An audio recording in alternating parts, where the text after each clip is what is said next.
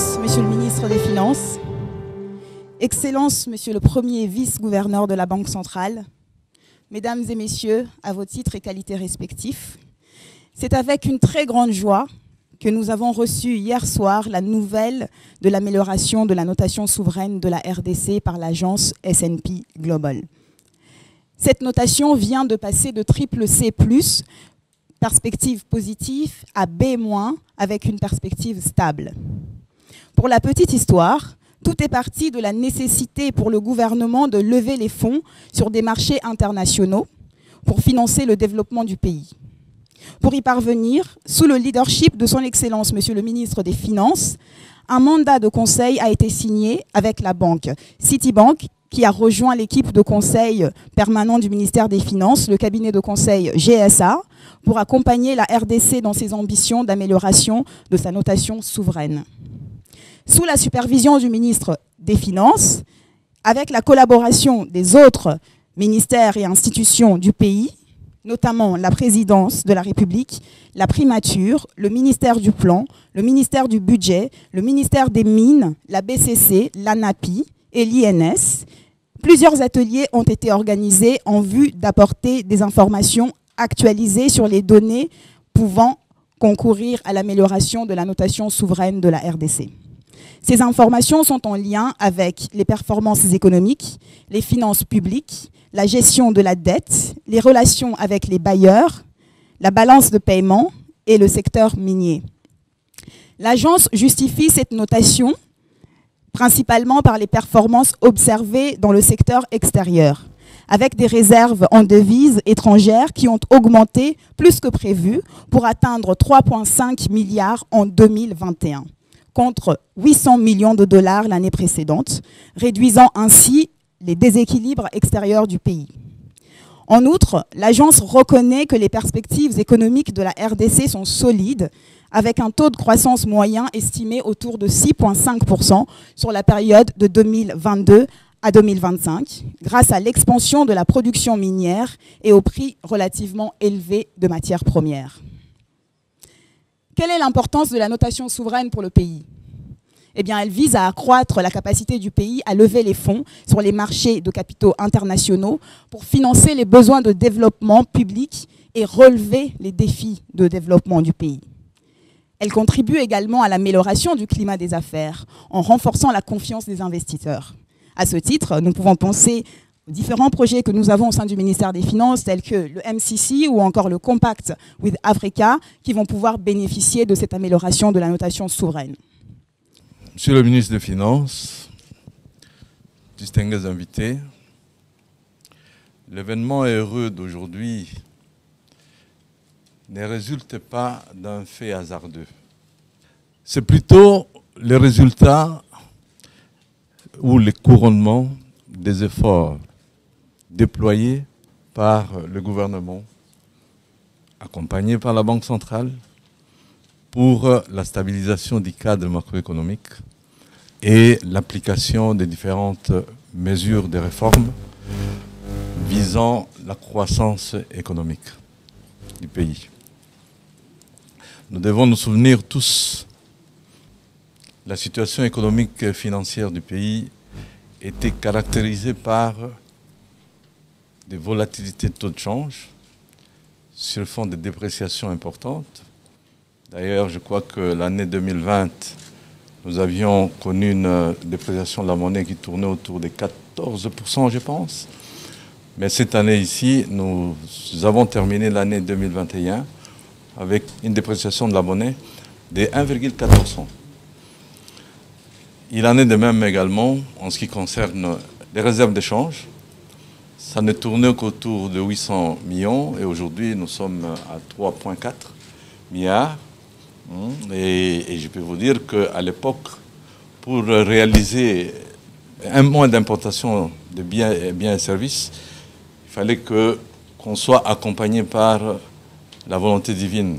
Mais aujourd'hui, ça devient quelque chose de très remarquable et très à la suite des différentes réformes auxquelles je fais allusion. Raison pour laquelle je dis les résultats aujourd'hui qui marquent la notation positive par une agence internationale, d'envergure internationale comme Standard & Poor's, marquant la notation positive de la RDC, qui passe du statut CCC à B, et surtout des perspectives meilleures. D'abord, encore une fois, bonjour à tout le monde et bonne et heureuse année, puisque traditionnellement, on dit qu'on peut encore le faire jusqu'au 31 janvier.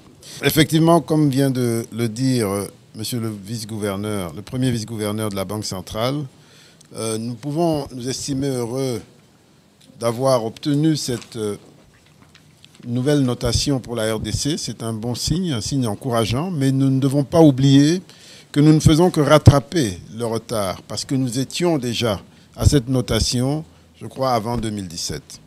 Donc, nous sommes encore dans ce processus de rattrapage, et cela nous enseigne sur ce qu'a dit d'ailleurs si justement le vice-gouverneur, le fait qu'il faut absolument éviter le stop and go. Parce que si nous avions capitalisé sur ces efforts depuis 2017, nous aurions pu être à d'autres niveaux aujourd'hui. Donc, pour ce qui est des raisons qui ont expliqué cela, il y a bien entendu les profonds changements structurels que nous connaissons depuis 2019. Ça a commencé par le discours, la vision portée par les responsables politiques, suivie par l'action, la lutte contre la corruption, l'amélioration de la gouvernance des finances publiques. Et aussi, cette amélioration de la gouvernance nous a conduit au programme avec le FMI, qui est une garantie supplémentaire, un signal supplémentaire pour les marchés. Et nous avons eu la chance d'arriver à un moment où le cours des principaux produits d'exportation ont connu une hausse, continue de connaître une hausse. Tout cela fait que renforcer notre position. Et nous avons donc été presque le seul ou un des rares pays africains qui a pu résister en 2020 pendant la crise Covid, grâce à cette évolution du secteur minier. Ça a été un avantage, mais c'est en même temps un risque de ne dépendre que du secteur minier. C'était le cas en 60, c'est encore le cas aujourd'hui, donc ça reste un risque important. Mais tirons au moins profit de cet avantage et tirons les leçons du passé pour sortir de ce risque le plus vite possible. Et donc, en 2020, nous avons eu une croissance positive, ça a été dit. Elle se poursuit en 2021 et elle va s'accroître encore en 2022. Nous sommes au-dessus de la moyenne africaine, 5%, 5,4% en 2021. On prévoit 6,4% en 2022. L'inflation est maîtrisée, un peu moins de 5% en 2021. On prévoit 5% en 2022. On fera mieux que les États-Unis d'Amérique qui prévoient 7% pour 2022. Donc nous avons des perspectives très bonnes sur le plan macroéconomique. Tout cela porté par le secteur minier et par nos réformes. C'est les deux ensemble. Donc la hausse des produits que nous exportons est un élément favorable pour nous, mais ça vient trouver un terrain préparé parce que nous sommes dans des réformes et des réformes qui vont consolider. Donc nous devons asseoir cette solidité. Nous devons réduire nos risques en diversifiant l'économie et nous avons une perspective heureuse de diversification, qu'elle soit verticale ou horizontale, c'est-à-dire dans le secteur minier lui-même, nous avons une vision et des projets très clairs d'accroissement de la valeur de nos produits à l'export. Et le plus emblématique, c'est ce projet des batteries. C'est une diversification qui va changer la donne, qui va nous rendre plus résilients en cas de choc sur le prix des produits du cobalt, notamment du lithium, parce que la valeur ajoutée en créant des composants de batterie va faire que nous allons préserver de la valeur. Nous allons préserver un PIB, même si les cours chutent demain, ce qui peut arriver. Mais nous savons également que comme nous sommes dans la période de la transition énergétique, il y a de bonnes raisons de penser que nous allons continuer d'avoir des cours qui se maintiennent à un bon niveau, parce qu'il y a un attrait particulier pour les principaux métaux que nous exportons. Donc c'est ce contexte du secteur minier combiné aux réformes qui nous permet d'avoir cette réévaluation positive de notre notation. Et nous devons travailler sur les deux. Sur les réformes, nous avons un chemin, nous sommes en train d'engager dans un chemin. On a parlé du programme. On doit également parler de la bonne coordination des politiques macroéconomiques, c'est pas toujours le cas, je sais de quoi je parle en tant qu'ancien banquier central et ancien haut cadre de ce ministère avant de revenir comme ministre. La coordination des politiques entre la Banque centrale et le Trésor a toujours été un sujet difficile. C'est comme ça qu'on a connu dans ce pays des hyperinflations et des situations dramatiques que peu de pays en Afrique ont connues. Nous avons cette fois-ci une convergence des vues. On se consulte régulièrement sur tous les grands sujets et nous avons une compréhension commune des enjeux. Ça permet de maintenir cette stabilité, de lui donner de la profondeur et d'accélérer les réformes. Nous espérons que cette année 2022 sera vraiment cette année d'accélération des réformes sur le secteur financier pour apporter plus de stabilité, plus de transparence. Je voudrais également parler du secteur minier en tant que tel, qui est aujourd'hui sujet de toutes les attentions au niveau mondial pour les raisons que j'ai évoquées tout à l'heure. Nous devons, nous, ici, renforcer la transparence du secteur minier parce que c'est ça qui préoccupe aujourd'hui le monde économique, c'est-à-dire ce qu'on appelle la supply chain, c'est-à-dire on veut s'assurer qu'on peut s'approvisionner dans un pays sûr, avec une chaîne d'approvisionnement sûre. Vous savez qu'il y a des pays importants, comme l'Allemagne, qui ne prend plus de cobalt chez nous parce qu'elle estime que la supply chain n'est pas propre, n'est pas transparente. Donc nous devons faire un effort pour améliorer cette transparence dans le secteur minier, pour renforcer l'attrait que nous avons sur notre pays et vraiment accélérer cette diversification verticale dans le secteur minier. Maintenant, la diversification horizontale en allant vers d'autres secteurs, en privilégiant le secteur agro-industriel qui est notre vocation réelle, naturelle et éternelle, parce que les mines, ça va finir un jour, eh bien, nous devons accélérer le pas dans cette direction également. Nous avons toujours quelques défis sur le plan légal. La fameuse loi agricole qui doit être retouchée pour permettre des investissements, ça aurait dû être fait à la session passée de décembre. Si tout va bien, ça pourra être fait à la prochaine session, d'après les discussions que nous avons avec les deux chambres. Et c'est des éléments importants, des signaux importants pour accélérer cette diversification, parce que notre véritable vocation est l'agricole. L'agriculture distribue plus vite les revenus aux populations, elle stabilise les populations, et quand elle est bien faite, elle préserve l'environnement également. Donc nous avons tout intérêt à accélérer cette diversification, parce que l'environnement est également un des grands enjeux de ce pays, à la fois pour la stabilité du continent et du monde, mais aussi pour apporter des ressources au pays.